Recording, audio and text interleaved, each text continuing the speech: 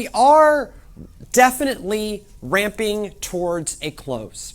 If you look at the broader structure of the book of Acts, the first chunk of Acts looks at the early disciples and what they do as apostles. And then starting in chapter 9, and certainly by chapter 11, there's a handoff where it goes from being about the 12, or 11 minus 1 plus 1, so you end up back at 12, and the church in Jerusalem, to what happens with Paul and his friends. And so the end of the book of Acts is the end of Paul's earthly ministry. Now we have other books of the New Testament, obviously, that talk about what Paul does in his earthly ministry. That's what his letters are. But if we look at the broad scope of how Luke tells this story, it starts out, first 8 or so chapters are definitely about the church in Jerusalem. There is this handoff that happens to be about Paul. And as we come in for a landing, we are coming in for a landing, not of the story of the church. The church continues on. That's the point, right? That's why one of the reasons why I entitled this series Near Misses of the New Testament. Because each time something tries to stop what God is doing, there's a near miss. It could have gone bad, but it didn't. And the whole arc of the book of Acts shows that at each stage, it was hard. At each stage, the result was by no means guaranteed. And at each stage, the Holy Spirit moves, even as we come in for a landing on Paul's earthly ministry. But actually, tonight, looking at tonight's part of the story, Acts 20 through 22, we get another near miss. And this one, once again, in a truly unusual way. Here, Acts chapter 22, verses 22 through 29. If I can get there. Yes, I can. Up to this point, they had listened to him. So Paul's in the temple, is making a case to an angry crowd. Up to this point, they had listened to him. But then they shouted, "Away with such a fellow from the earth, for he should not be allowed to live." It's harsh. And while they were shouting, throwing off their cloaks, and tossing dust into the air, the tribune directed that he was to be brought into the barracks and ordered him to be examined by flogging. That's really a valid form of interrogation. To find out the reason for the outcry against him. But when they had tied him up with thongs, Paul said to the centurion who was standing by, "Is it legal for you to flog a Roman citizen who is uncondemned?" When the centurion heard this, he went to the tribune and said to him, "What are you about to do? This man is a Roman citizen." The tribune came and asked Paul, "Tell me, are you a Roman citizen?" And he said, "Yes." The tribune answered, "It cost me a large sum of money to get my citizenship." Paul said, "But I was born a citizen." Immediately, those who were about to examine him, in sneer quotes, examine him, drew back from him. And the tribune was also afraid, for he realized that Paul was a Roman citizen, and that he had bound him. This is a miraculous escape. And once again, Paul has been saved weirdly by bureaucracy. This, again, of all the ways to have your life saved, Paul finds every way to do it. Miraculously, Paul isn't just evangelist the gospel. He is also a Roman citizen, which just meant the rules were different for Roman citizens of how Roman soldiers could treat Roman citizens versus how Roman soldiers could treat just people who lived in a place ruled by the Romans. This isn't like in the United States, if you are born in the U.S., with very, very, very few exceptions, you are a citizen of the United States. When you were born in the Roman Empire, you were not necessarily a citizen of the Roman Empire in terms of being able to vote for who your senators were and having the rights and protections of a Roman citizen. That was a much more rare thing. And so for Paul to be a Roman citizen meant that he, unlike a lot of other people in the early Jesus movement, which becomes Christianity, had rights and privileges that were special and meant that he wasn't supposed to be beaten and brutalized by Roman soldiers until he was actually condemned. Jesus, by the way, not a Roman citizen, didn't have these kind of protections. The crowds in Jerusalem didn't like what Paul had to say, so they tried the old trick. Let's feed him to the Romans. That really worked last time. Let's feed this guy to the Romans. Worked with Christ, not for Paul. He has this special protection. But we got to keep in mind the broad scope of the book of Acts. We're in chapter 22 here. Acts ends in chapter 28. And so, yeah, this was a near miss for Paul. Absolutely. A near miss, once again, relying on weird bureaucracy. Last time, it was the Romans' love of, law and order. And this time, it's the weird thing that Paul is both, a Jew trained as a Pharisee and a Roman citizen. But his near misses are running out. I know, spoilers to the end of the book of Acts, a book written 2,000 years ago. But he's running out of these near misses. At some point soon, the music's going to stop for Paul. And as we lead into this near miss in chapter 22, if we go back to kind of the start of this arc in chapter 20, it's pretty clear time is running out for Paul. Because Paul's third missionary journey, which wraps up with Acts 20 and 21, essentially serves as his farewell tour. You get all of these snapshots of Paul sometimes retracing steps or re-meeting with groups or having very clearly final conversations with the people he is addressing. It is very clear that we are coming in for a landing in his ministry, and each time he meets with this group, it is the last time he is going to meet with them. In the same way that if you read the Gospel of John in particular, the Last Supper serves as Jesus' last chance to unload a whole lot of information onto the people. It's why in the Gospel of John, the Last Supper goes on for 5 chapters. It goes on 4 days. If you think of a quote in the Gospel of John that isn't John 3:16, it's almost assuredly as part of the Last Supper. Almost assuredly. And so Paul gets his version of that in Acts 20 and 21. In fact, at one point, he talks so long, it literally kills a guy. So here, Acts 20, 7 through 12. No! Well, who knows? Yes. This was the Roman Empire, so yeah, but not why. On the first day, and so this is Luke narrating from his perspective. Luke was actually here for this one. So that when you hear we rather than they, it means Luke was there. Luke traveled with Paul some. On the first day of the week, when we had met to break bread, Paul was holding a discussion with them since he intended to leave the next day.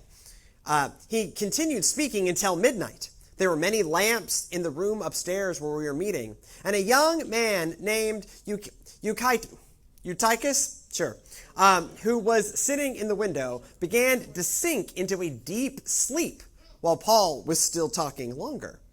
Overcome by sleep, he fell to the ground 3 floors below and was picked up dead. But Paul went down and, bending over him, took him in his arms and said, "Do not be alarmed, for his life is in him." Then Paul went upstairs, and after he had broken bread and eaten, he continued to converse with them until dawn. Then he left.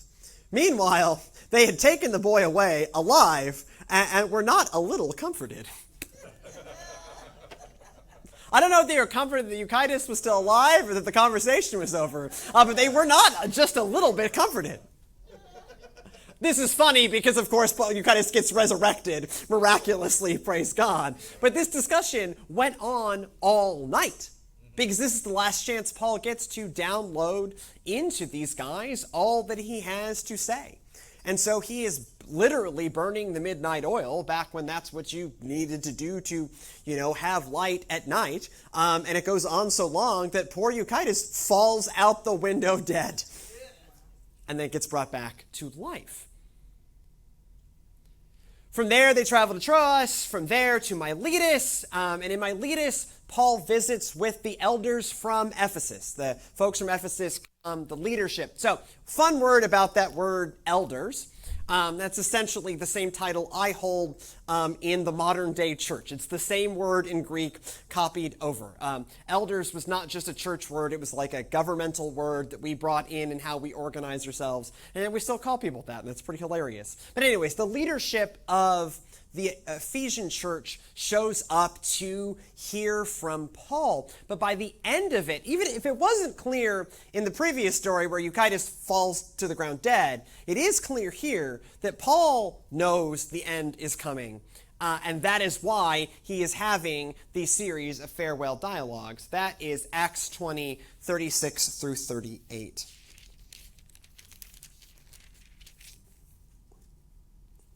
When he had finished speaking, he knelt down with them, and all prayed. There was much weeping among them all. They embraced Paul and kissed him, grieving especially because of what he had said, that they would not see him again. Then they brought him to his ship.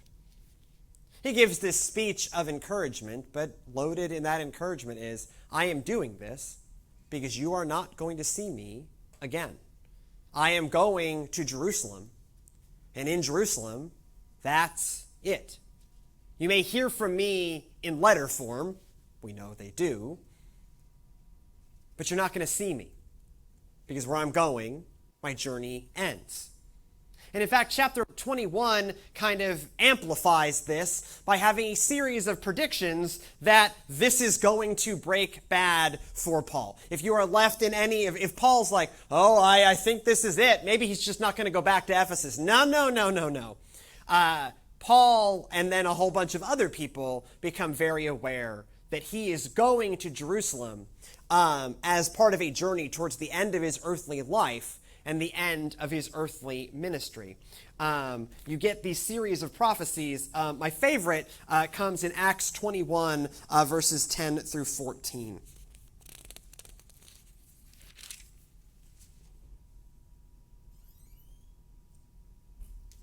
Excuse me, I missed a page turn. There we go.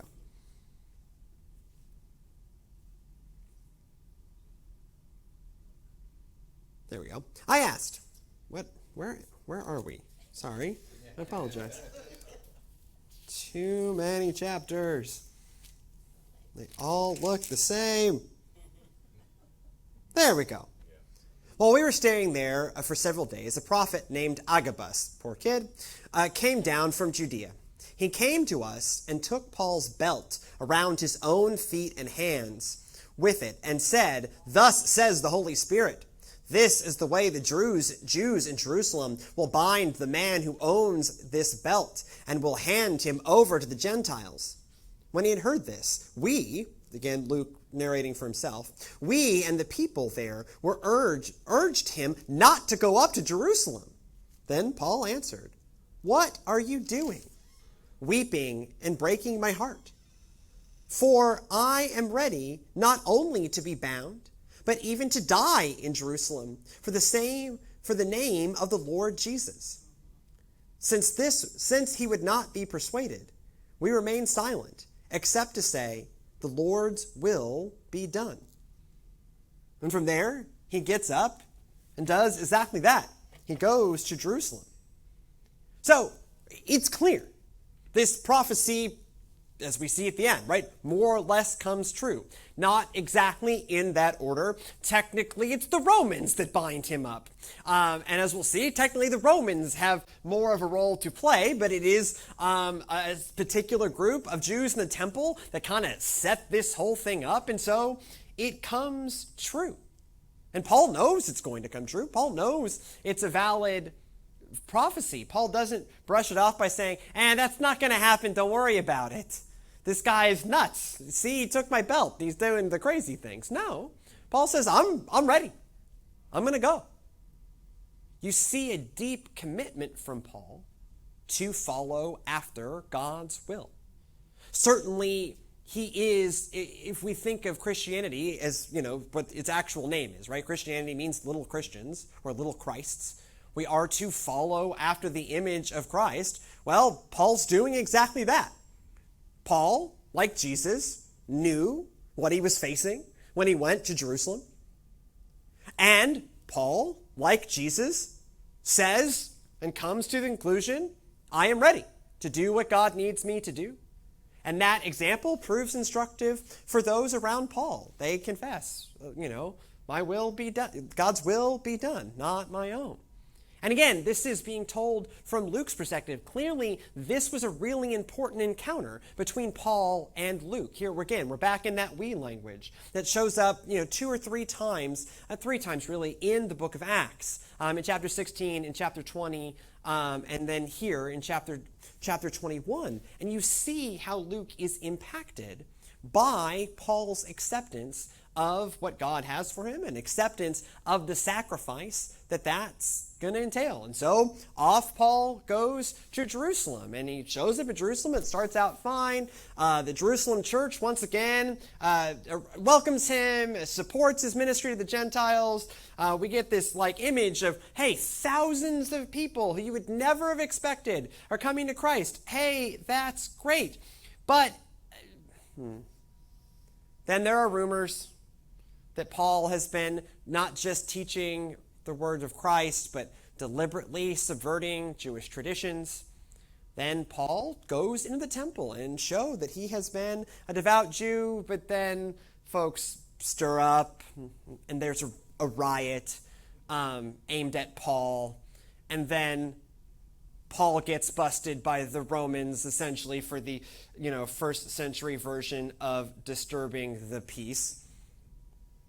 Essentially. It's actually basically what Christ gets arrested for too, by the way.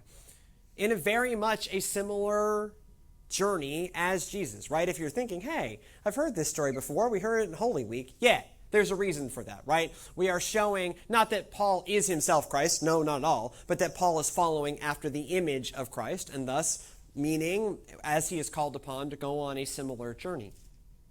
And so we land in the moment before Paul gets arrested by the Romans for real to be, my favorite, interrogated via flogging. We are going to beat him until he tells us exactly why he's in trouble with us. That's what it means, right? We're going to beat him harshly, and eventually we'll figure out why they're mad and put a stop to it. Yeah, I'll put a stop to it one way. But he convinces the Romans, because he's Paul, to allow him to give a final defense. And it goes on basically all of chapter 22. And so by no means am I going to read all of it. But I'm going to read the first chunk of it because I think it's important for us to hear. And that is Acts chapter 22, verses 1 through 11. Brothers and fathers, listen to the defense that I now make before you. When they heard him addressing them in Hebrew, they became even more quiet. Then he said, I am a Jew, born in Tarsus in Cilicia, but brought up in this city at the feet of Gamaliel, educated strictly according to our ancestral laws, being zealous for God, just as all of you are today. I persecuted this way, remember the previous name of Christianity before we got that name, up to the point of death by binding both men and women and putting them in prison, as the high priest and the whole council of elders can testify about me. From them I also received letters to the brothers in Damascus, and I went there in order to bind those who were there and to bring them back to Jerusalem for punishment. While I was on the way and approaching Damascus about noon, a great light from heaven suddenly shone about me. I fell to the ground and heard a voice saying to me, Saul, Saul, why are you persecuting me? I answered, Who are you, Lord? Then he said to me, I am Jesus of Nazareth, who you are persecuting. Now those who were there with me saw the light, but did not hear the voice of the one who was speaking to me. I answered, What am I to do, Lord? The Lord said to me, Get up and go to Damascus. There you will be told everything that has been assigned to you. Since I could not see, because of the brightness of the light, those who are with me took me by hand and led me to Damascus. This goes on for a lot longer, and in some ways we've heard it, right? Or you can, if you missed some episodes, go back. We've covered the whole book of Acts, and all of this is covered. Luke does this thing in Acts where he puts sermons in place that kind of retell the story of what's happening. So this is essentially previously on Acts. Remember all of that? And, you can see the little flashbacks appearing on screen. Previously on Acts, I had my life changed. But he starts by listing his resume, right? I am extremely Jewish, like extremely Jewish. This is one of those reasons why anti-Semitism makes no sense, because everyone you like in the Bible, also a Jew. Name a person in the Bible you like who is not a Jew. It's a very short list. Name all the people you like who are Jews. It's most of them. So Paul, very Jewish, extremely. Grew up, born in Tarsus, grew up in Jerusalem, training from one of the great teachers who sits on the council. Paul is giving his resume not just as a Christian convert, which is that story of the road to Damascus, and he goes on to talk about his call to the ministry of the Gentiles, but lists his resume as essentially a well-trained Pharisee. Right? So if you're accusing him of subverting the Jewish law, I love it maybe more than you do. Did you sit at the feet of Gamaliel? Okay, but it doesn't matter. It is not the speech. It matters on a deep spiritual level. It matters not on a legal level. It is not this grand speech that saves Paul, but the technicality that he is a Roman citizen. He gets saved by bureaucracy, not by his words. But what I want us to think about two things as we look at this kind of journey towards the end. This is not the end. We'll spend probably a couple more weeks going through the last 6 chapters of Paul's earthly life. But what I want us to look at, this kind of end of his missionary journey and the beginning of his journey towards death, is first, we see a deep commitment to God's will, and God's will alone. Part of what is happening here, part of what Luke wants you to see, again, at this point, written from a very personal perspective, is like he's around for this part. Luke wasn't there at Pentecost. Luke wasn't there on the road to Damascus in chapter 9. Luke is here on the tail end of Paul's third missionary journey as he is journeying towards death and facing it with brave commitment to God's will. So Luke is giving us this deeply personal story about one man's extreme commitment to God's will that he knew. It's not like he's surprised that he ends up arrested. It's not that he's surprised that he ends up in trouble. He's not going to end up surprised that he ends up dead. He was warned, apparently in his own spirit, and then also through the spirit of others. And still, he kept on marching. Still, he kept on going. Like Jesus, unlike Jesus, there may not have been a physical cross, but essentially he picked up his cross and followed Christ. If we are looking for an example of what real Christian life looks like, given that we ourselves are not Jesus, not one of us, unless you are, and then we really got to talk. I have a lot of questions. But let's assume for a second that no one in this room is Jesus, but anyone in this room. So maybe we can't emulate Jesus and come back from the dead, but we can emulate Paul and do exactly what God told us to do, even if it involves personal sacrifice. There is a deep and abiding commitment to God's will. But the other piece of it that in some ways is the thing that really interests me about this part of Paul's story is you see how weirdly specific his life experience is to the kind of ministry God needed him to do.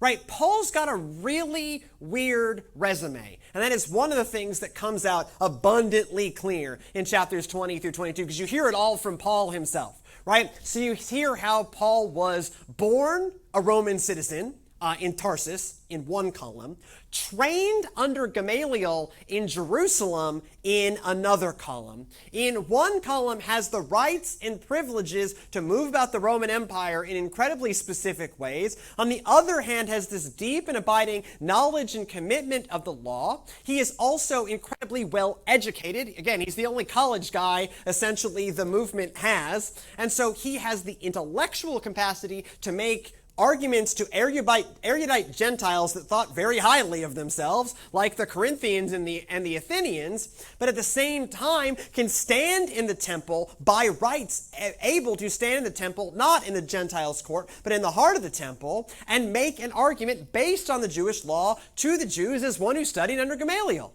That's a weirdly specific resume. Roman citizen and Pharisee. Deeply committed Pharisee and missionary to the Gentiles. Deeply versed in God's word. Deeply intelligent. Paul's life experience is handcrafted by God to fill that exact niche. To be able to make this exact case in this exact moment. To have the standing he needs to say it, even if it largely falls on deaf ears. To have the standing he needs to say it, the education he needs to put it together, and the citizenship he needs to dodge a bullet, at least for the moment. Often, certainly when I reflect on my own life, but I'm willing to bet when a lot of y'all reflect on your lives, it feels like a wandering journey. Why did I have all of these experiences? How did I end up in all of these places? Man, the road seemed to meander. Now, some of those meanders are admittedly from our own poor choices. Absolutely. But even those self-inflicted meanders, Paul has his own self-inflicted meanders, right? As he explained, I got really into killing Christians for a minute. That was probably not what God wanted him to do.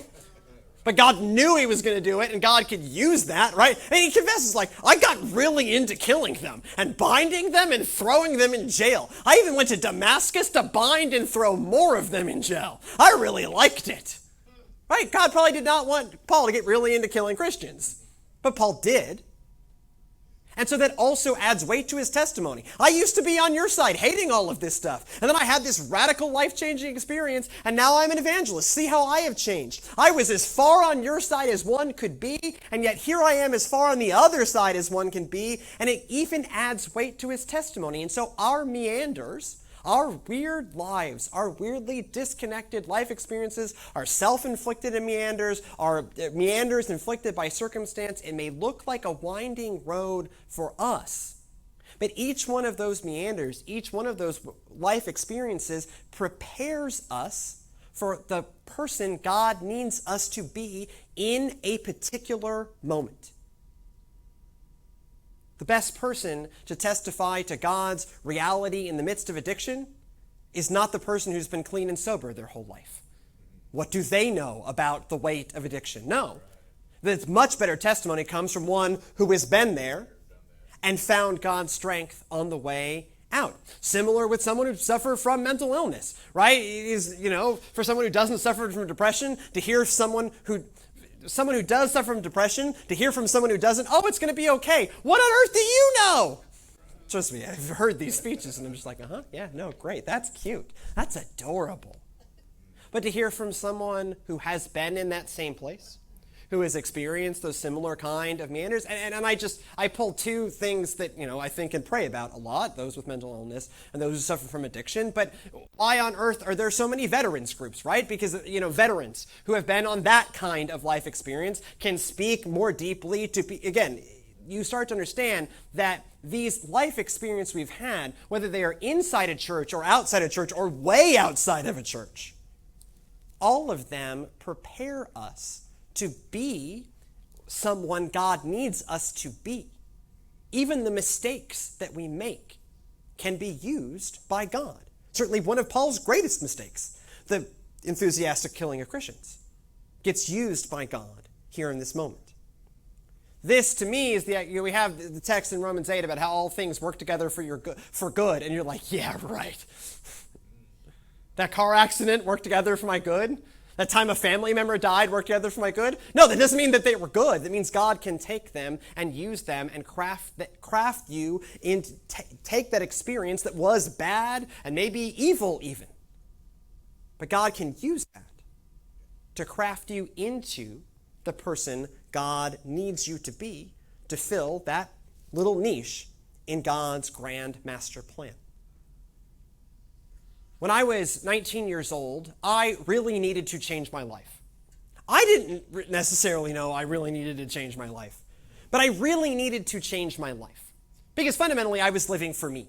Not necessarily in like a hedonistic, I'm going to do whatever I want kind of way, but it definitely in a like determined, I'm going to live the life I'm going to want. I'm going to have the career I want. I'm going to pursue this. I was going to become a politician. I didn't consult God on any of this. This was just the thing I wanted to do, and I was going to do it. And it was killing me. It was absolutely making me miserable. I was, working 21 hours a day. I was working myself to death. At the age of 19. This was not a healthy place for me to be. It was not where God needed me to be, but I had no idea of any of those things. I just knew this was my goal and I was going to do it, darn it.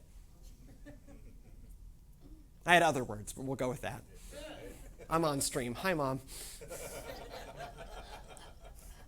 She does watch sometimes.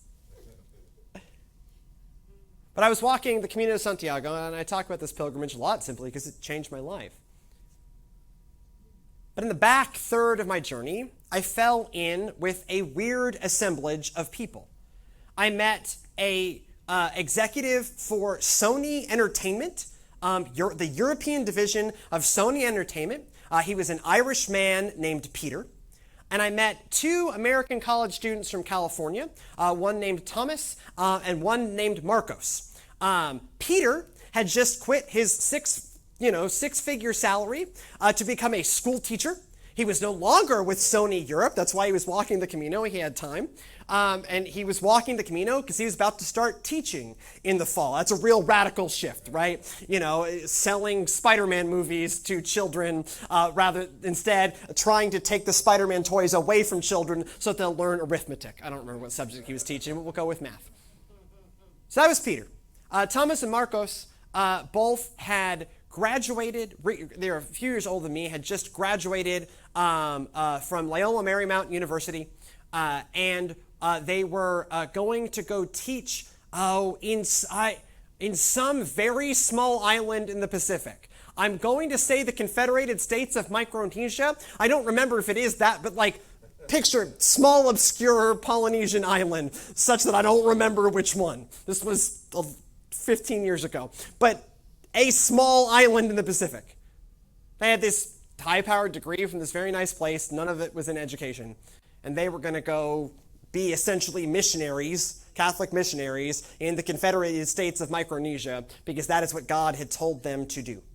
And it turns out that's why Peter was leaving Sony and becoming a teacher, because that is what God had told him to do.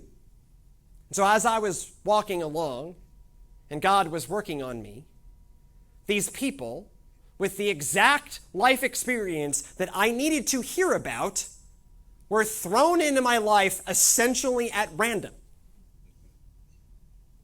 And I learned a lot from them. And as a result of their work, and as a result of their stories, and as a result of exactly how God had taken their meanderings and their finding of their true path, God used that in my life, to impact my life, that leads me to being right here, right now. Not working for whatever administration is in power in D.C. at this point. You try to meander. That's another meander. You try to meander, so you just hold on to something, no matter who wins, right? Yeah. I'm not doing that. I'm here preaching about the book of Acts in Palestine, Texas, because of how those guys' story impacted me. Because of how God had used those guys' meandering life. Peter meandered all the way out to being an entertainment executive. Found his way back I needed to hear that story of the man who had wandered very far. I had wandered very far out. Peter had gone further out than I had. He was about twice my age. He looked like an old guy to me at that time. Man, that's weird.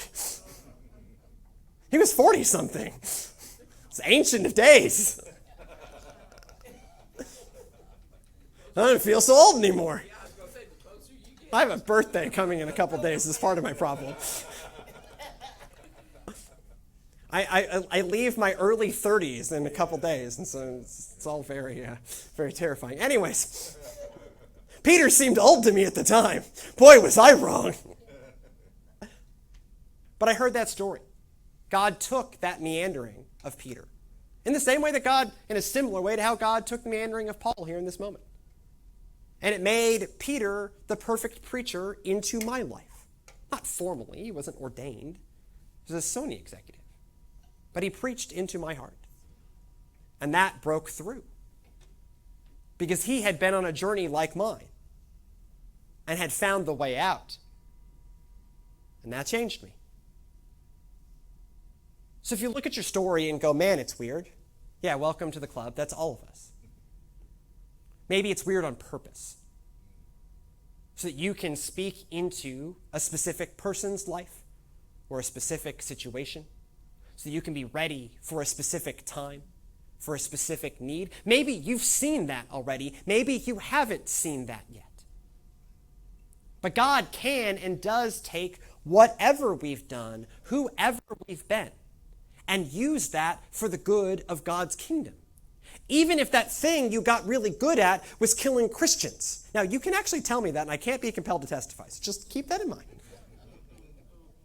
But no matter what that thing is that you've done, that you've been, whether it's a good meander or a bad meander, whether you learned a weird skill. I'm a licensed daycare director in the state of Texas. Don't ask me why I am. It was a weird thing that happened at a church once, and I really needed to become a daycare director fast, or someone did, and it was me. But we all have random experiences, good experiences, bad experiences, good decisions, bad decisions, random decisions.